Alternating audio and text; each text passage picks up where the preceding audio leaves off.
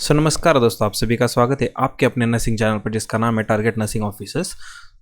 I hope आप सभी की पढ़ाई अच्छी चल रही होगी। आपका जो एम्स का मेंस एग्ज़ाम था वो भी बहुत अच्छे से गया होगा।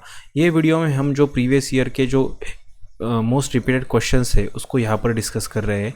अभी तक अगर चैनल में को आपने सब्सक्राइब नहीं किया तो चैनल को ज़रूर सब्सक्राइब करना, वीडियो को लाइक ज़रूर करना, और आपके कोई सुझाव है या कोई topic.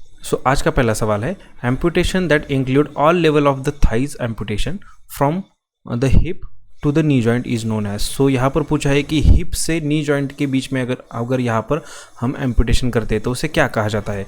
Option A transfemoral amputation, option B transtibial amputation, option C lower limb amputation and option D hip dislocation amputation. यहाँ पर पूछा है कि अगर हिप के और नी जॉइंट के बीच में अगर यहाँ पर एम्प्यूट करते हैं तो क्या कहा जाता है। बेसिकली यहाँ पर हमें ऑप्शन से ही पता चलता है कि ट्रांसफीमोरल एंड ट्रांसटिबियल। फीमोरल बोन कहाँ पे होता है। फीमोरल बोन की जो एनाटॉमिकल पोजीशन होती है वो कहाँ पर होती है। बेसिकली फीमोरल बोन जो होता है वो in between hip and knee joint को कनेक्ट करने वाला बोन जो होता है उसे फीमोरल बोन कहा जाता है। बेसिकली जो इसका जवाब होगा वो ट्रांसफीमोरल एम्पुटेशन होगा। यहाँ पर हम देख लेते हैं, जैसे कि ये डायग्राम में हमें दिख रहा है कि हिप डिस आर्टिकुलेशन यहाँ पर अगर हो तो यहाँ से हम ये डायग्राम की हेल्प से हम समझ लेते हैं। अगर यहाँ से इस जगह से हम अगर एम्पुटेशन करते हैं तो उसे क्या कहा जाता है, हिप डिस आर्टिकुलेशन। और मिड ऑफ द फ्यूमर से अगर हम उसे एम्प्यूट करते हैं तो उसे क्या कहा जाता है, ट्रांसफ्यूमोरल अबाउ नी एम्पुटेशन कहते हैं। देन उसके बाद नी डिसआर्टिकुलेशन, अगर नी से या at the point of knee joint वहाँ से अगर हम एम्प्यूट करते हैं, लेग को अगर एम्प्यूट करते हैं तो उसे क्या कहा जाता है, नी डिसआर्टिकुलेशन एम्पुटेशन। अगर उसके नीचे हम बिलो नी एम्प्यूटेट करते हैं तो उसे क्या कहा जाता है, ट्रांसटिबियल। ये बोन का जो स्ट्रक्चर है, ये बोन के स्ट्रक्चर के आसपास अगर हम एम्पुटेशन करवाते हैं तो उसके हिसाब से उसे ट्रांसटिबियल कहा जाएगा। देन उसके नीचे अगर बिलो नी एम्पुटेशन में फुट एम्पुटेशन भी एक कॉन्सेप्ट आता है, जिसमें अगर हम सिर्फ फीट को ही एम्पुट करते हैं उसमें तो उसे क्या कहा जाता है, फीट एम्पुटेशन। इसका जो सही जवाब बनेगा वो होगा transfemoral amputation. Next question is, the nurse was giving instruction to the postpartum mother of newborn with a hyperbilirubinemia। Postpartum period में मदर को न्यूबॉर्न जो है उसको हाई बिलिरुबिनीमिया है, तो विच of the following appropriate instruction, जो नर्सिंग इंस्ट्रक्शन जो होगी वो क्या होगी, ए यहाँ पर पूछा है। Option A withhold breast feed if phototherapy is continued, option B substitute breastfeeding with a formula feeding, continuous breastfeeding every second hourly, and routine supplementary feed are recommended. जब भी हाइपर बिलिरुबिनिया होता है, जैसे कि हमें jaundice, neonatal jaundice की conditions हो, उसमें अगर बेबी का बिलिरुबिन लेवल अगर हाई होता है तो वो कंडीशंस में हमें बेबी को फोटोथेरेपी प्रोवाइड करनी बहुत ज़रूरी होता है। वो टाइम पे इनमें से कौन सी अप्रोप्रिएट इंस्ट्रक्शन जो नर्स है वो पोस्टपार्टम मदर को प्रोवाइड कर सकती है। यहाँ पर ब्रेस्ट फीडिंग होल्ड करना फोटोथेरेपी के ट्रीटमेंट के ड्यूरिंग, ये गलत जवाब है। देन उसके बाद substitute breast feeding with a formal feeding, हम सभी को पता है कि फर्स्ट 6 मंथ में सिर्फ एक्सक्लूसिव ब्रेस्ट फीडिंग ही देना बहुत ज़रूरी होता है। बी ऑप्शन भी इनकरेक्ट है। Then continue breast feeding every second hourly, जो बेबी है उसको every second hourly breast feed provide करना, ये सही जवाब है। Then routine supplementary feeds are recommended, ये भी गलत जवाब है। इसका जो सही जवाब होगा वो ऑप्शन सी होगा, continue breast feeding every second hourly. Next question is, identify the image given below. ये इमेज है, इसको हमें एक इंस्ट्रूमेंट है, इसको हमें आइडेंटिफाई करना है।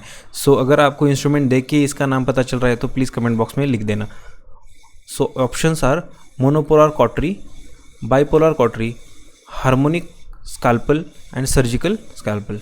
इसका सही जवाब क्या होगा, ये होगा मोनोपोलर कॉटरी। ये जो इंस्ट्रूमेंट है मोस्टली ये ड्यूरिंग सर्जरीज में यूज़ किया जाता है टू कट और लाइगेट द ब्लड वेसल्स, या सुपरफिशियल इंसिजन्स में भी इसको यूज़ किया जाता है। जहाँ पर वेस्कुलरिटी ज़्यादा होती है, ब्लीडिंग होने के चांसेस ज़्यादा होते हैं, वहाँ पर ये मोनोपोलर कॉटरी यूज़ की जाती है। इसका जो सही जवाब होगा ऑप्शन ए मोनोपोलर कॉटरी होगा। So next question is, while providing a endotracheal tube suction, the nurse observed that the client having sudden severe tachycardia. Which of the following should be the immediate response of the nurse? So endotracheal tube suctioning करते time patient sudden ट्रैकिकार्डिया में जा रहा है, तो वो time पे nurse का जो रिस्पॉन्स होगा वो क्या होगा, ये यहाँ पर पूछा है. So option A continue the suction, option B stop suction and perform the reoxygenation, hyperoxygenation before suctioning, and option D call the physician. So at the time of suctioning हम सभी को पता है कि सक्शन यानी क्या कि जो भी सिक्रीशंस जो ट्रकिया या ईटी ट्यूब में अगर सिक्रीशंस होंगे तो उसे उसकी वजह से जो एयरवे है वो ऑब्स्ट्रक्ट होता है. इसकी वजह से वहाँ पर हम सक्शनिंग करके जो भी सिक्रीशंस है उसको रिमूव करने का ट्राई करते हैं. सो बेसिकली वो टाइम पे जो भी वेंटिलेशन है वो इम्पेयर्ड होता है और पेशेंट जो होता है वो सडनली हाइपोक्सिया या हाइपो वेंटिलेशन में जा सकता है. सो बेसिकली इसके लिए जो इमीडिएट रिस्पॉन्स होगा नर्स का वो क्या होगा. अगर आपको इसका सही जवाब पता है तो प्लीज़ कमेंट बॉक्स में लिख देना. सो इसका जो सही जवाब होगा वो होगा stop suctioning and perform reoxygenation. So suctioning की वजह से पेशेंट हाइपो वेंटिलेशन में या पेशेंट हाइपोक्सिया में जाने के चांसेस वहाँ पर क्रिएट हो सकते हैं. तो वो टाइम पे सक्शनिंग स्टॉप करके हमें पेशेंट को रीऑक्सीजनेट करना बहुत ज़रूरी होता है, जिसकी वजह से पेशेंट की जो नॉर्मल ऑक्सीजनेशन पैटर्न है या नॉर्मल जो ब्रीदिंग पैटर्न है वो रेगुलराइज हो पाए और पेशेंट हाइपोक्सिया में जाने के चांसेस रिड्यूस हो. सो इसका जो सही जवाब बनेगा वो ऑप्शन बी होगा.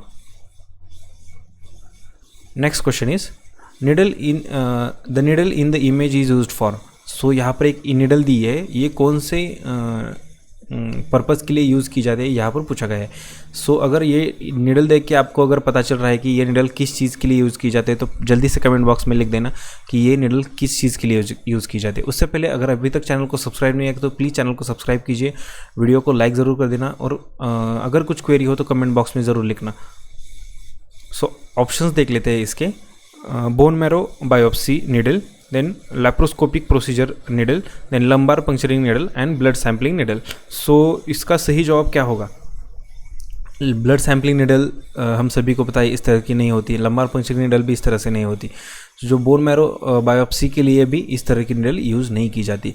सो जो भी निडल्स है इस तरह की निडल जो होती है वो मोस्टली लैप्रोस्कोपिक सर्जरीज के ड्यूरिंग यूज़ की जाती है to administer the CO2 into the abdominal cavity for the abdomen preparation for the laparoscopic surgeries. So आप सभी को पता है ये जो निडल है वो एब्डोमेन में इंसर्ट करने के बाद यहाँ पर एक नॉब होता है जिसको ऑन करते ही जो CO2 यहाँ पर CO2 कनेक्ट किया जाता है, इस एंड पे CO2 कनेक्ट किया जाता है और CO2 इन्फ्लेट करने के बाद यहाँ पर एक ओपनिंग होती है जो CO2 इन्फ्लेट की जाती है एब्डोमेन में. उसके बाद एब्डोमिनल कैविटी इन्फ्लेट होने के बाद ही हम बाकी के जो प्रोब्स होते हैं वो एब्डोमेन में इंसर्ट कर सकते हैं. सो इसका जो सही जवाब बनेगा वो ऑप्शन बी, लैप्रोस्कोपिक प्रोसीजर में ये निडल यूज़ की जाती है. सो ये जो निडल है इसको बेसिकली क्या कहा जाता है, इसको वेरिस निडल कहा जाता है. वेरिस निडल इसकी डिफरेंट साइजेस में आते हैं. हम सभी को इसका कभी कभी नाम भी पूछा जाता है, इस निडल को क्या कहते हैं, इसको वेरिस निडल कहा जाता है. सो यहाँ पर अगला क्वेश्चन देख लेते. Identify the pulse site in the image. So यहाँ पर जो पल्स साइट यहाँ पर जो पाल्पेट की जा रही है ये कौन सी पल्स साइट है.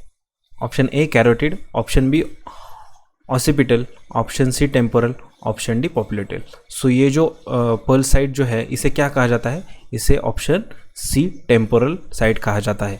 सो हम बेसिकली ये डायग्राम से हेल्प से समझ लेते हैं कौन कौन से पल्स साइट होते हैं जहाँ पर हम पल्स पाल्पेट कर सकते हैं. सो हेड की तरफ से हम स्टार्ट करते हैं. हमें अभी जो डायग्राम में देखा वो टेम्पोरल साइड है.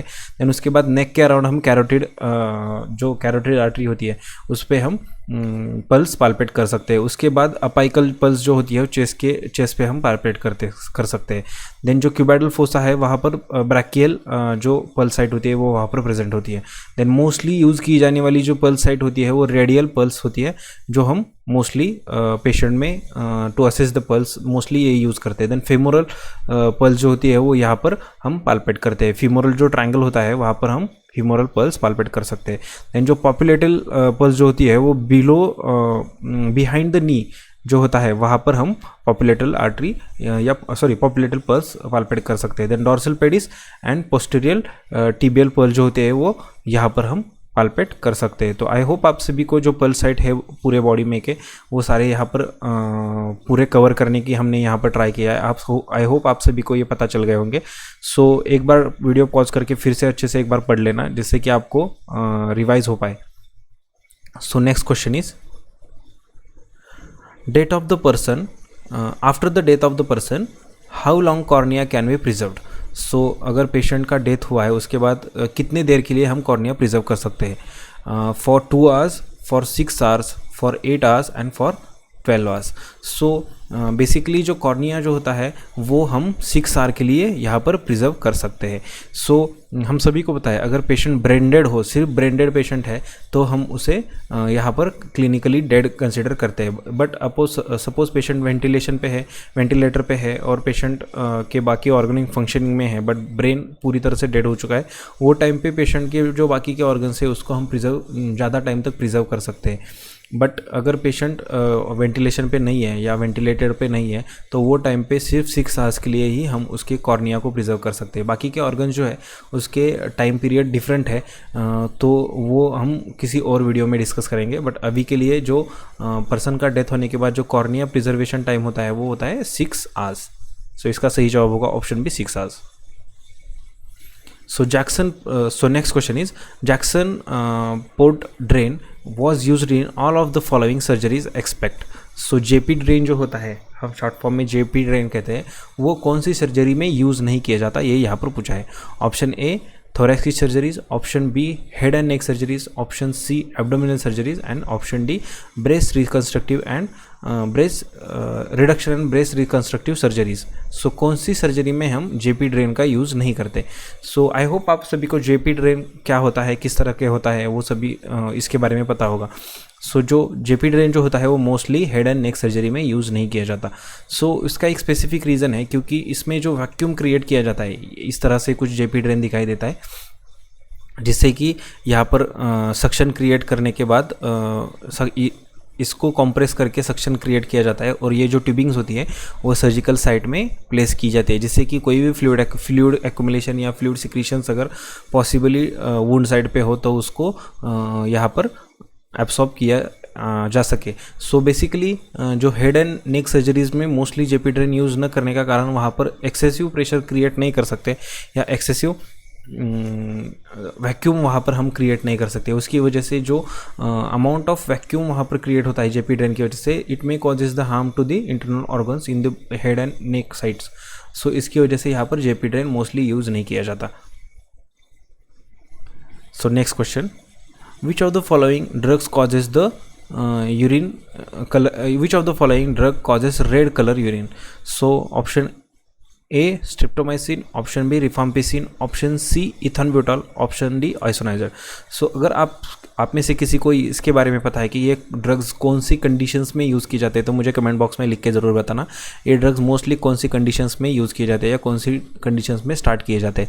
सो इसका जो सही जवाब होगा वो ऑप्शन बी रिफाम्पिसिन होगा। सो बेसिकली रिफाम्पिसिन जो ड्रग्स होता है वो एडमिनिस्टर करने के बाद जो यूरिन का कलर जो होता है वो रेड कलर यूरिन हो जाता है। सो इसका सही जवाब होगा option B rifampicin. So next question is surgical complication that result from the foreign material such as a surgical sponge or gauze piece accidentally left inside the patient body is known as। Sir during a surgery अगर accidentally surgical sponge या surgical gauge अगर accidentally patient के जो incision site है वहाँ पर अगर रह जाए तो उसे क्या कहा जाता है? So option A surgical haemostatic syndrome, gossypiboma, idiopathic necrosis, option D gossypium हिस्ट्रीम। सो इसका जो सही जवाब है वो होगा ऑप्शन बी। अगर सपोज एक आध कंडीशन ऐसी हो जिसमें गॉज या जो स्पंज है एक्सीडेंटली पेशेंट की वुंड या जो सर्जिकल इंसिजन साइड है अगर उसमें रह जाए तो उसे क्या कहा जाता है? गॉसिफोबिया, ऑप्शन बी।